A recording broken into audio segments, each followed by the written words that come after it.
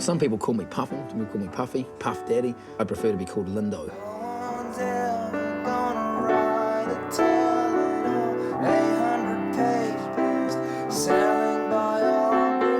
Lindon Puffin, I mean, I get asked quite a bit, like, is Puffin your real name? And it's like, well, of course not. And then I just gave up trying to explain to people why, and I just decided to start agreeing. I was like, yeah, my ancestors were actually, we came from Greenland, and they were puffin hunters. And they would kill these puffins because it was like mutton birding, you know, and they eat puffins, and they would bludgeon them with a club called Lindon, and that's where the name Lindon Puffin came from, and that would turn up in the paper. And it'd be like, what the fuck? How stupid can you take a story?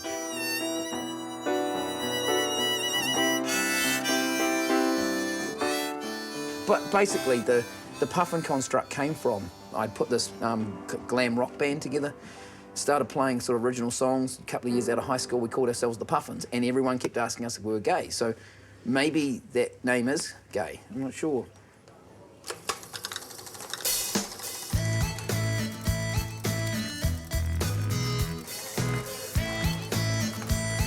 Whew. This is my first band, the Puffins. This is about 1996 or something like that. We're opening for the Chills, I think it was.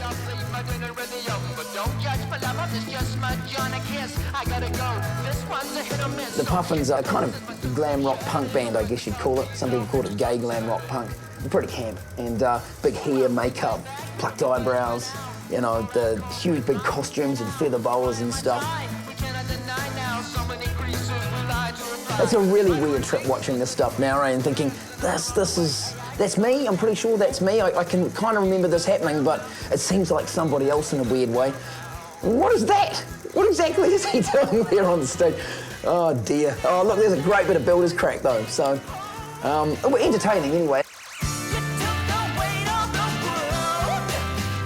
Didn't really like the big stages, that was the weird thing. I thought I wanted to do this when I was younger, but once I got there, I really like small venues where you're really intimate with the crowd and there's the feedback and you're sort of spitting in their faces and stuff.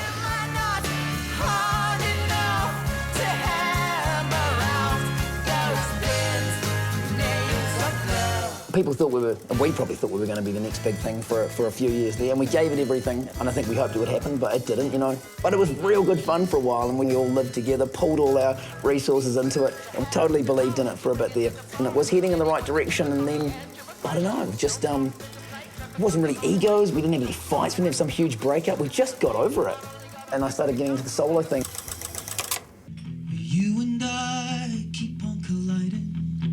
A small town, impossible hiding. Then there's Who is Lindon Puffin. I'm an entertainer. I love performing. I do, you know, over 100 gigs a year. I touch my guitar. I wonder if I've done the right thing, letting you go into the evening. Plays sort of rockabilly music, and it has, I think, more than the music or the style of the guitar or something. It's the look. I think the rockabilly attitude is an attitude which is not really focused on the technical aspect of what you're doing so much. And I'm really into just rocking it solo on the guitar, you know. But it's about an attitude rather than a sound.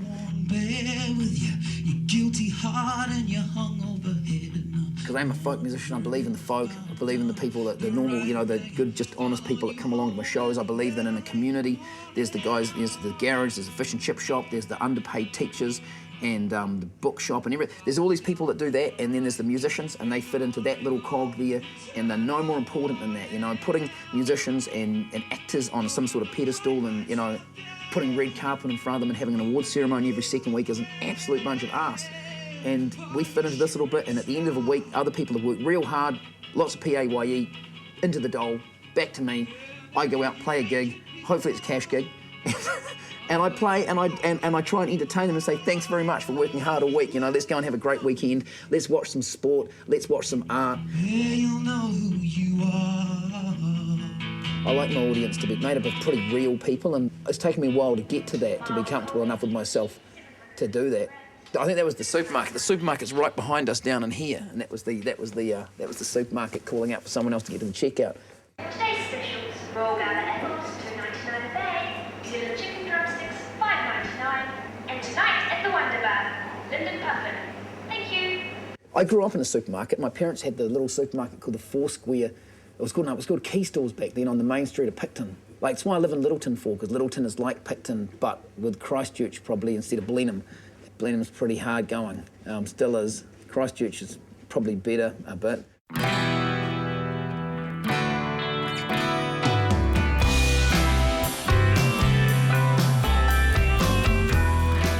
There's always been this nagging doubt in my mind that I made the wrong decision at some stage, you know. I should have stuck to playing rugby because I made a good start at it. I made a real good fist of playing rugby. In my under-17 year, I was really starting to internally, I guess, struggle with this battle between the month that I was playing with and my team being pretty shit. You know, and I'm the halfback and the rep player, and so I was a really marked person and I was loud. And I got sin binned 3 times in the first half of the season.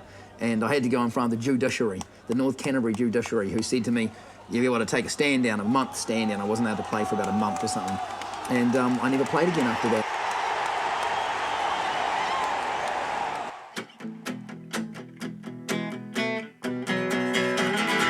Then I started playing music year after high school. Never done anything different. I haven't even had a proper job. I've never done anything different but play guitar and try and scrape a living and hustle my way through life. I should have stuck to playing rugby because I reckon there's no way I could have made less money in rugby than I make in music. Even though I'm not doing it for the money, it'd still be nice to make a living. Fuck, we're gonna have to take a break. I've run out of beer.